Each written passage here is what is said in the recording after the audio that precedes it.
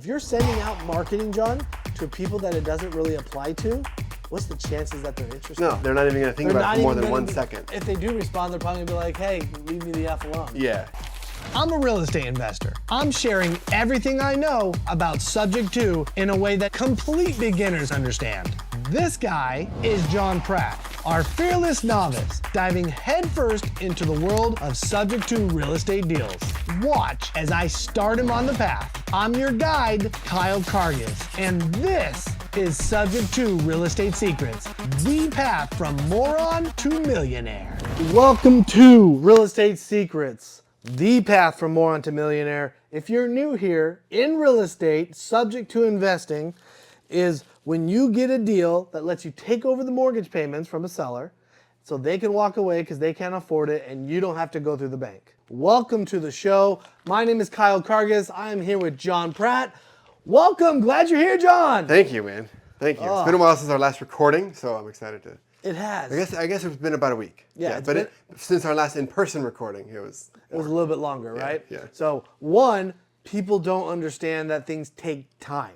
And then on my side, right, a business is a business. We always got different stuff going on. But yes, you're correct, because the last episode, if you haven't watched it yet, right, was about batch leads, and we did it on the computer, screen share, because there's a lot involved with that. Huge episode, yeah. Right? So that was a massive episode, and now I think we're already like, this might be episode 7. I think 7. And it's like, okay, hey, we're starting to chug along a little bit. There's been a lot of information that we've poured out for you and everyone watching. So today's episode, honestly, by force almost, we need to hold up a little bit and do a Q&A because you have a lot of questions. I talk to a lot of other beginner investors as well, and people get stuck.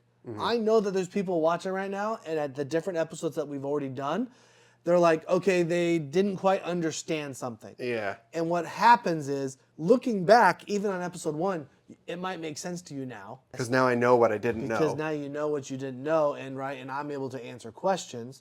But a lot of times, people just get stuck and they stop, right? And sometimes it seems like the simplest thing, but sometimes you just need your hand and just pulled you along. That's what the whole point of this. The whole point of this, John, is could you go out and try to do this yourself? I mean, sure, but I'm going to either get like stuck or frustrated or stop and give up. Basically, I could try, but I'd be very unlikely to succeed. Chances of success would be very low. People can do it, right? But one, if you are successful, do you think it'd be done in a reasonable amount of time? It would take 3 years.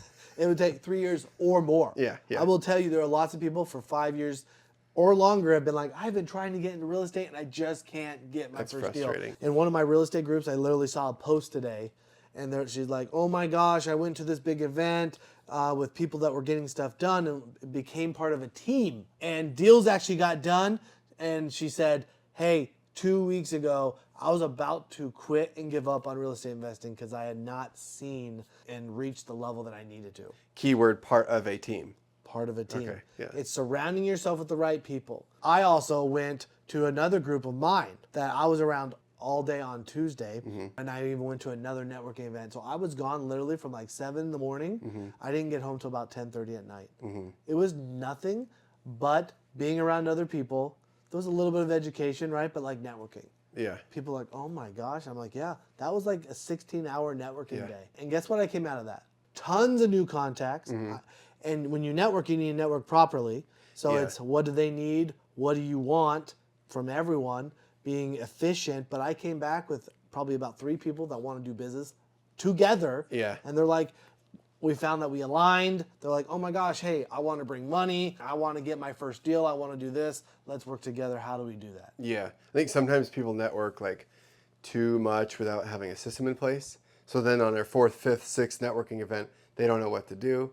I know I've done this where it's like, if I don't have a system in place, then to a degree, I shouldn't be networking. I should be building and learning and then go make the connections. I don't know. Gotcha. What I would say in response to that, John, is there's always more and there's always tweaks that you need to make. And so when you go and network, you're only going to be able to network to what your capacity is at the moment. Yeah. Your skill set is what's capping you. Okay? Because it's, how can you network better? But then just because you get information doesn't mean you can do anything with it, because that network information is no different than watching this video and absorbing information. It's helpful, but there's a reason you're here with me. You could have watched other videos as well, but this is why I recommend to you and anyone watching, go get on a team, go find someone to help guide and pull you through, right? Because you will get stuck and information is only going to take you so far. That's what networking is. It's gather that information. You really need to be building those relationships, looking for the people, okay, when I find this person that's going to help pull me through, who can I pull through? Because that is what's going to build that long-term relationship. And yes, tweaks of, oh, what CRM do I need to just hold their information? And to be honest, I don't have a CRM for that. For networking in general, I don't. Recently, we started creating more of a CRM for like our buyers, because we buy a lot of properties ourselves, but we get more deals than we can handle. So we will then wholesale, which we've talked about in other episodes, selling those off to other investors. So creating that buyer's list, etc. You do want to have a pool of people, which we kind of have. We're just getting even more organized, right? Okay. So you can see, look how long it's taken me before really I've dialed in on even to that level of that organization, being that organized for the pool of people, right? Because then you can acquire faster because you know you have someone on the other end. Exactly. You're just fulfilling orders, John. Yeah. That's all you're doing. When you're wholesaling, all you're doing is fulfilling orders. Because they have demand and you know what it is. Yep. You go find out exactly what type of property you're looking for. If I find that, are you a buyer? Yes. Okay, wonderful. Same thing with money. It's a good system. Right? Hey, if I brought you a good deal, do you know anyone that is looking to place money right now and move forward on a deal? Okay, great. What would that look like? Boom. Write it down, store it. So in all reality, you can just store that on your phone and you can tag it. Yeah, tag it. You can do those type of things. People get stuck, and I'm going deeper into this because in this episode, this is a Q&A type episode. The next thing we're gonna do is I want to get your homework and feedback of where you've been doing, because I know everyone's chomping at the bit like, John, what have you accomplished? And this type of thing, it's okay, you can't let these things stop you. The answers to today's episode that I give you, you need to push as far as you can and then farther. When you feel like you've hit a block wall, take another step. We're going to talk today, I'm sure we're going to talk a little bit about batch leads. You know, we might talk about networking more. We might talk about this. People are like, oh my gosh, I don't have a CRM for that. Just do something. Okay. And you might even save it in the wrong way, and then you find out a better way. That's okay. There's tweaks. But the people that will be successful in this is they will take steps even when the step in front of them is not perfectly laid out. Yeah. Now, we're trying to fast forward everybody right now. Help you and help them pave that way. Okay, that's the whole purpose here. That's why people can be successful on their own, maybe, right? But chances are low. That's a great start to the episode. But the next thing I want to do is let's jump into where you're at. 2 episodes ago, I gave you homework. It was to get batch leads. It was to get LOI Blaster, play around with them both, learn it, figure it out, and pull a list and start calling. Since then, I've realized that's a lot of homework. And that's where it's like, if I feel stuck, like you said, go a step further until you're like actually really stuck. Right. So I could have done that. You could have gone farther. But what we learned real quick was that was a lot of homework. In my eyes, it didn't feel like a lot. But that's the whole point here. And it's like, oh, and we're like, that's why, guys, last episode, batch leads, it's like, hey, you know what? We need to do a deep dive on batch leads because everyone else watching needs to know, and I need to walk you through all those little details because there's a lot to it. We're using batch leads right now, right? But eventually we will have you switch to deal sauce once we have that all set up for you. But it will be very, very similar. So what you were learning, right, will translate. The skill set and everything will translate over. Catch us up to speed. Of that homework, this is what I want to know, John. First off, how much of that homework did we get done? Batch leads. So the LOI Blaster, we haven't gotten to that at all. Have not gotten to it. The warm calling back, haven't done that. Right, because you can't. I can't contact them. Well, because batch leads is where you make your list. Yeah. You then would have put it into LOI Blaster. Blast it. To blast it, and then you'd be calling the warm leads. Yeah. So you can't call the warm leads without LOI Blaster, which you didn't get to, and you can't do that without batch leads part being done. Yeah, and my excuse is, I could have gone like 2 steps farther, actually. 1.5 to 2 steps farther. Okay. Right? Because I could have gone LOI Blaster, blasted out, called the warm leads. This is me on the phone. I don't know where to put them after. I don't have a place for them to land. Is that what you feel like the biggest stop? Yeah. That was the stop sign to you in your head. Yeah, because I don't have somewhere to put them. Okay, so you said... It might seem stupid. Maybe that's stupid. No, Yeah. it's a normal thing, though, that people feel. Even though you could have taken more steps, logically in your head, you're like, oh, well, if I take this step, these other steps will happen, and I don't have an answer here. And you didn't have an answer on where that information goes, where that person goes, etc. I guess I'm assuming that I'm going to create any leads at all with my first list, first of all. Excellent point. And I'm assuming that their situation will warrant a placement on a closer's calendar beyond that. So one thing is I gave you the homework. So you took it a step farther than even my head. And so you see how there's a little bit of misalignment. See, in my head, when I gave you your homework and I told you to call, I 100% did not plan on you getting any leads. Okay. Okay, for a couple reasons. One, the likelihood would probably be small, even if everything else was perfectly aligned, right? You're brand new trying to make the phone calls. Two, you were playing with batch leads and of just creating your own list. I didn't even think that you would be creating the right list. Okay, yeah. Okay, so I'm like, you're gonna have that makes it more fun then. You're gonna, my thought was you were gonna have a list that made no sense. Okay. Right? Wasn't gonna be the right people. Okay. Then you're gonna be blasting out to them. If you're sending out marketing, John, to people that it doesn't really apply to, what's the chances that they're interested? No, they're not even going to think about it for more than 1 second. If they do respond, they're probably going to be like, hey, leave me the F alone. Yeah, right? unsubscribe. That's why it was more of just an exercise, was the intention of having you getting familiar with batch leads. Pulling the list was also just familiarizing yourself with batch leads. Forcing yourself to just walk through using LOI. It was really just to learn the software. Okay. And I wasn't super clear, and there was nothing wrong with that. I think a lot of people, this is perfect. They're like, oh my gosh, I'm going to screw it up. Stop. That's how you learn, I guess, Yeah. right? That's why we're doing this. You learn by action and by screwing up. Absolutely. I could go ahead and give you, it's super actually easy. It's just, I'll give you one link that you go to. Our form input, when you do get a lead, you'll put that information in there. Calendly is actually built into the form, which will then show the calendar of times available for an appointment. And you would just put the information in, click, click, click, at this time, submit. Dumb concern. It's literally as easy as that, John. Yeah, okay. However, one, I didn't tell you. How funny. There is a system in place. So when people get stuck, we all do. Sometimes it's lack of a system. Sometimes it's bad communication. And regardless of the reason, actually, the answer is to do it anyways. Yeah. That's the answer. Yeah, because in this case, There's no issue. It got self-created by not necessarily fear. I don't think yours was fear. I think it was the unknown. Sometimes we fear the unknown, but sometimes it's more of like, oh, we're so programmed to go and, quote, learn exactly how it's supposed to be before we act. Because one, we don't like failure, right? We do everything we can, John, to prevent failure. to avoid it. To avoid failure, even for our own selves. Two, in the eyes of somebody else. And so we literally will just hold ourselves back and slow ourselves down to avoid failure. Which causes the bigger failure. Which causes the bigger failure. Because at the end of the day, John, from the homework assignment, you've already said, could you have done a better job on completing more At of that least homework? 1.5 more steps. At There's least? 2 more steps. At least, right? You could have gotten LOI Blaster. You could have opened it up, played around with it. Blasted. Guess what? Do you think it's going to be instantly easy to know how to use it? No. You're going to have to get it set up. You're going to have to learn how it works, etc. No warm calls yet. I also know it's hard for people to make calls. You might be able to more easily force yourself just to hit that dial button. Some people, the phone is the heaviest thing on the planet. They could have all the answers. I will tell you, leave a comment down below if you're watching this. And if it's hard for you to pick up that darn phone and make a call, let me know. There's going to be multiple people commenting on this video that they're actually in that exact same boat.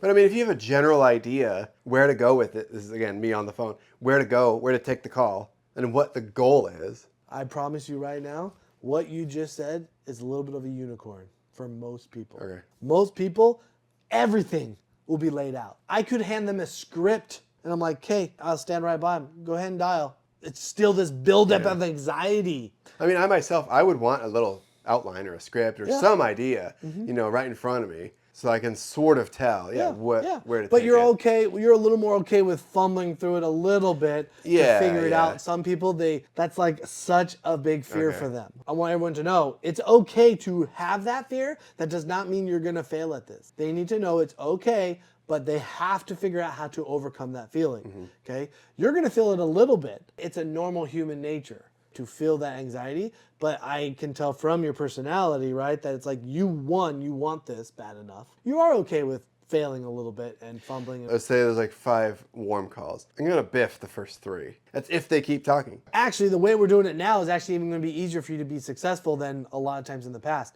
When people go start on their own, they're going to do everything I just told you. They're doing their homework. They're making the call. But when they're all by themselves, what do they actually have to do? They're not just setting an appointment, John. What are they doing? I don't know. What are they? They have to do it all. Yeah. Oh yeah. So they're. Oh, you mean when they're not part of a team? Yeah, when they're not part of a team, they're making that call. They're not thinking, oh, I literally just am trying to make an appointment. They think they're trying to get Charlie a house, They're trying to lock up a house right now. It's like too much. And they build it way up and they don't know all these pieces and it just goes bad. And it takes a very long time and they might get further and further, but then they'll mess it up here and there and there. They're going to spend years potentially thinking this call is qualified. They're not qualified. The caller's not even ready to even think about that And how long does it take them to get to a good call where they can actually start building confidence? Forever. Yeah. So don't you think their desire, their motivation might wane? Oh yeah, they're going to give up. Because it becomes too difficult. So what we've done when we mapped everything out here, right, was, hey, here's the process. How do we simplify this? And John, you're going to be an appointment setter. So you're going to be doing all this work initially, and all you're going to do is say, hey, perfect, did you get the email? And we can talk through it. It's super easy. Literally, here's the script. Yeah, here's the script. Here's the script, everyone, when you're just setting appointments for someone. Hey, how's it going? Hey, did you get the email? We sent you an LOI. Did that come through? Oh, it did, great. That LOI had 2 options for you. Which one of them stand out that you were more interested in? One of them is a cash offer that gets sent, and one of them is a creative offer. Okay, that is what gets sent at the same time. Regardless of what they say. Okay, great. Glad that you have some interest. My job, I'm just setting you up with Kyle, our underwriter. He's real busy, so I just want to make sure we get you on a time so that way he can answer your questions and we can help you take the next step. And do you have time tomorrow at 3 o'clock? Yeah, because I see your availability, right? I understand Right, it. exactly. Yeah. I have his calendar open right now. Yeah. He has some time at 3 o'clock tomorrow. Can I get you penciled in? Yeah. Okay, great. Hey, perfect. He's going to be excited to talk to you. I got that all scheduled. Let me know. If you need to cancel, though, please reach out. Let me know. Okay, thanks. Bye. It's that simple. Could I say that probably 100 different ways? Yeah. Sure. Yeah, slight variations. Yeah. Slight variations, but that's it. You're literally just setting an appointment. It's like you're verifying that they got it. Now, guess what? You already know typically when you call them that they have a little bit of interest because you emailed them out first, the offers, and they'll reply back saying, oh, hey, yeah, I'm interested. Tell me more. So now you're calling like, hey, I got your email.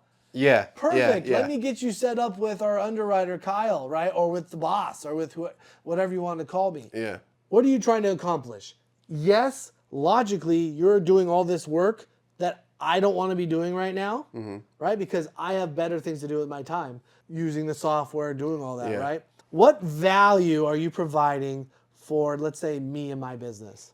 Putting stuff on the calendar. You're putting stuff on the calendar, so that's the logic part. It's like teeing up an opportunity. Exactly. A close. You're teeing it up by putting it on the calendar, but why not just send an email and be like, hey, what about this at this time? Because I don't know their situation. I'm learning about them. I can disqualify them and save you the time and me the time from putting them on the calendar. There's another value add that most people wouldn't think of this. Okay. What are you making me look like? The boss man. You're making me look like the boss man. Exclusive. How? Exclusive. Because I'm a representative. So here's you, here's me. We're not just right. It's boom. Yes. You're instantly putting me up as a boss man. Yeah. That I am more exclusive, right? I don't just talk to anyone. So it's positioning. You're positioning me. Yeah. You're making me valuable. So when my call happens, we have already set an expectation that they haven't even thought. They don't even know what we did. No. They have no idea. Unconscious. Yeah. By you calling and basically just saying, hey, I'm just here to set the appointment, you are instantly setting that up so then when I come and talk and it's like all of a sudden what I bring to the table, what I'm saying is instantly more valuable. Massive. Positioning. Let's get into a few more questions, right? Okay. This is a Q&A. I wanted to talk about a script. I'll even share a link to just a starting script in there for everybody. Okay. I'll share that with you too if you Okay, want. yeah. This is the key though. The faster you can get away from the script, the better. What I just said is basic. Yeah. And if you do the same thing right now, it's going to be slightly different. If you have to read it, read it at the beginning. Sure. But gosh dang, get off of that as fast as you can. Okay, yeah. You know, we had the whole chain a few episodes ago. Definitely watch that episode. That must happen minimum for a successful deal. Yes. But my scope is much narrower than that entirety. So I'm just the appointment setter. So get the list, right? Blast it out, warm call them, and then put them on the calendar. Exactly. The list, like I find myself, I had to be careful. Okay, I clicked on garage door. There was like 0 results. Listers, our agents, just forgetting to say, oh yeah, there's an attached garage. I clicked the button for that, and it's like, oh, there's 0 results or whatever. Yeah, it's interesting. Is it just inaccuracy in listing it? Like, oh, So they basically, forgot there's to a put lot of that or whatever. inaccuracies, throughout the system, but it also depends on where you're doing it. So they're going to have certain filters available because in certain markets, agents put that information into the MLS. In other markets, they don't. They just don't care. Okay. They just don't care. Because it's assumed or they don't have or the them other. or anything like that. Yeah. Or it could be that the data source, even if the agents are putting it in, the data source that they're still pulling from, because some of it's MLS, but it's all these other databases too. The overall general key with it is you want to put in just enough. Okay. You want to be thinking, what is the least amount of filters I can put in here but actually still get what I'm looking for. A meaningful list. Right? And play with it to where, yes, if it goes down to 0, it's like, oh, why? Yeah. And I don't mean to make it a question about garage doors. Right. I mean what you're saying, which is like, what is the minimum filter? If it's not going to serve me, I don't really Exactly. need that. Because in general, you don't need a garage door filter on there, right? Yeah. That doesn't really matter. But your example is to prove a point that there is other filters that you'll do. You're like, ooh, okay, this might help, right? Yes, you have to figure out how good is that option in the filter. And that's sort of what I was doing. Like, I guess as part of my report is when I was playing around with it after we recorded last episode, it was interesting to see, like, I had one with like 10 filters and I got what I thought was this like dialed in list, a meaningless list. Okay. And so I started all over and I'm like, okay, what is the least amount of filters? It was like, what was purchased within the last 3 or 4 years and what has expired now? Yeah. So purchased within 3 years and now has been listed since the purchase and has expired. And that was a much more meaningful, I'm sure it wasn't a perfect list, but it was a much more meaningful, I could tell just by... And you'll find certain filters play nice and other filters don't play nice. Yeah. Basically, that was the whole point, and that is the idea behind when I'm like, hey, well, your Yeah. homework is to go play with it. You will not learn it well enough unless you go play with it, Hands-on. okay? Yeah. So that's what you've done already. You have learned some of the things that I needed you to learn. Got it. Okay, keep going. Let's say, because I've heard of this happening, a listing that is expired, they get flooded at a certain time in their listing or trying to sell with LOIs or with something, with messages. Yep. How do I stand out? Like, what's a good subject line? Like, as a marketer, I think, do I need to dial in some sort of subject line and then send it out? And I guess I'll discover this. Well, here's a thought-provoking question for you. Is them getting a bunch of LOIs good or bad? I guess it could be a good thing because the seller is being told by the market that this is a viable solution. So it's validating. I come in and be the 38th or 40th LOI that they get. They might crack. They might say, yeah, this actually could work for me. While the other ones are like teeing me up potentially. In most things in real life, it's a little bit of both. Okay. Right? The reality is, a lot of times in sales, it's like, oh, if I could be the only person, the first one there. Some people love direct to seller. Let's say it's a referral direct to seller. You hear about a deal and you say, Kyle, hey, I know I have this family member or anything like that. Okay, and I go and I talk to him. If no one else is talking to him, I have no competition. So that could be a good thing. However, if there's no competition, okay, that could be a bad thing too. So for example, I just got asked this and then they said, oh my gosh, I don't know if I want to invest in Phoenix. I was like, why? Like, it is so competitive in Phoenix. There are so many investors there, and a lot of big name people are here in the Phoenix Valley. And they're like, oh, how am I supposed to get any deals, right? But there's so many deals. But there's so many deals because Phoenix is huge. And then I also said, okay, well, what's your game plan? Are you going to be buying all these deals? No, I'm going to be a wholesaler. I said, okay, so you need to be selling all these deals. Who's your buyers? Oh, other investors. Phoenix is full of investors. So it's like you have one of the biggest buyer pools ever. It's a good thing. It can also be a bad thing. right? And let alone competition's good. That means people are actually doing it here. So you've already proven your concept through thousands of people. When I see someone that gets multiple LOIs, to me, it's a good thing. One, I am better. I'm just better. Other people, unfortunately, John, like you right now, I am better than you at this. Yeah, because if I send an LOI and not part of a team, you're going to go send your LOI and you're going to fumble through it. You're going to do whatever. And honestly, are there challenges because of people like you? Yeah, because you tell them something wrong, because you do something wrong. And people go like, oh, this won't work because of this. And sometimes they tell me false information. Yeah, because they've learned it. From someone who taught them. Yeah, they learned it wrong. Or they don't know all the options that I have. Like, oh my gosh, like Kyle, if you can really do this, I'm never going to anybody else. Yeah. And I had, and you are like the 20th person. Well, but why haven't you gone with one of them yet? Yeah. Right? Like, that's the real question. Yeah. And I'll tell them, like, I just don't know why we're getting all these. You want me to tell you why?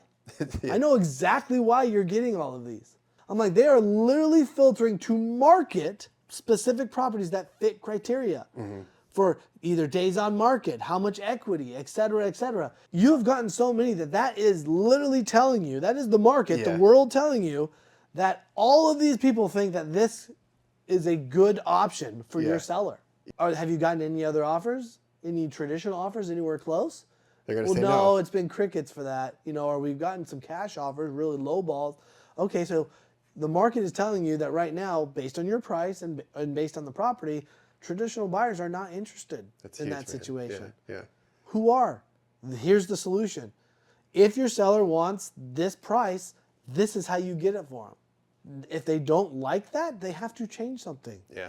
They have to change the price, or they have to change the method. And they're going to go try to change it, but then realize they're backed into a corner equity-wise. Right. They're going to have to And I'm excited for right now. I mean, I know this obviously video is going to be evergreen, but right now, it's Thanksgiving time. What happens in Arizona and most places during the holiday season? Less buyers are out. We're about to gobble up some deals, John.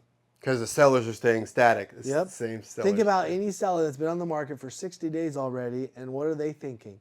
They're going to go in one of two directions. They're going to say, should we pull our house off the market for the holiday May season or something. until January, February, or longer, and be like, yep, it's just not going to sell because the holiday season, we'll try again later. But the people that really need to sell, they're not going to pull it off. That's not an option. That's not an option. So they're like, well, crap. Their agent's telling them that we haven't really gotten any offers, not really good showings, and we're just going into the holiday season. Yeah. They're going to be a little more motivated and need some help. Yeah. Those are people that we can help. Yeah. Right? So now is a great time, actually, to be getting in, which is what you're doing, which is what everyone that's watching maybe live right now, could be doing. Even if it's at another time and that doesn't apply, it's okay. Now is always the best time to get in. Thanksgiving comes every year. I mean, the more I ask these questions, the more they seem like absurd, super granular questions that don't actually matter. And that's a normal process, John. You're going to have more. As you keep going, just remember what I'm teaching you. The main lesson in this episode is to, whenever you feel like you're stuck, push, take another step to 2 steps further. There is more that you can do. Just try it and let it fail. Okay, yeah. That's the answer. And then reach out. And we're not going to be very far from shooting another episode or message me, etc., right? Because I'm your guide. Anybody else can go get their guide or their team, then they can reach out, right, on an ongoing basis. Okay? That's what you need. Don't just push yourself for weeks on end. You need to get with your team or your guide to get your questions answered, so that way you can take even bigger steps and keep moving that forward, okay? At the end of the day, John, these have been some great questions. I think these have really helped some people that are going to be watching this, now and in the future.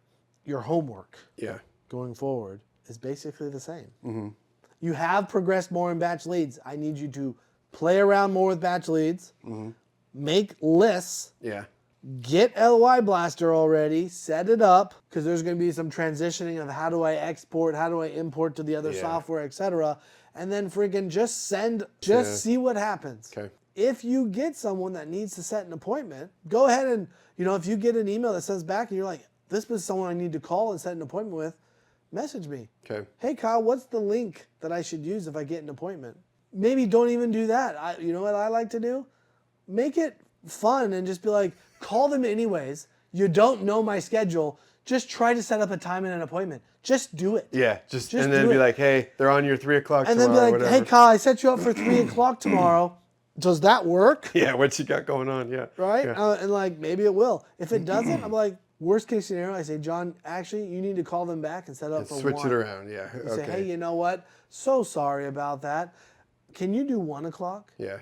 See? And if that would have been the worst case scenario, if you had jumped through all of these hoops, Good problem. it's a great problem to Yeah. have. And guess what? You wouldn't have really lost the lead. Yeah. In fact, the average time, it takes about 7 to 13 touches on a lead to get a deal. Sending out an LOI Blaster, you're emailing them back, you're then calling them. That's only 3. If I call them, that's 4. Do you realize if I close the deal on number 4 the first time I call them, that is extremely... stellar. That is beyond stellar on the short side of the average. Okay. Okay, so a lot of times you might be emailing back and forth, you might be calling and talked a little bit, and then finally got to set an appointment, and then sometimes it might take multiple appointments once it gets to me, etc. Right? That's the average. Okay.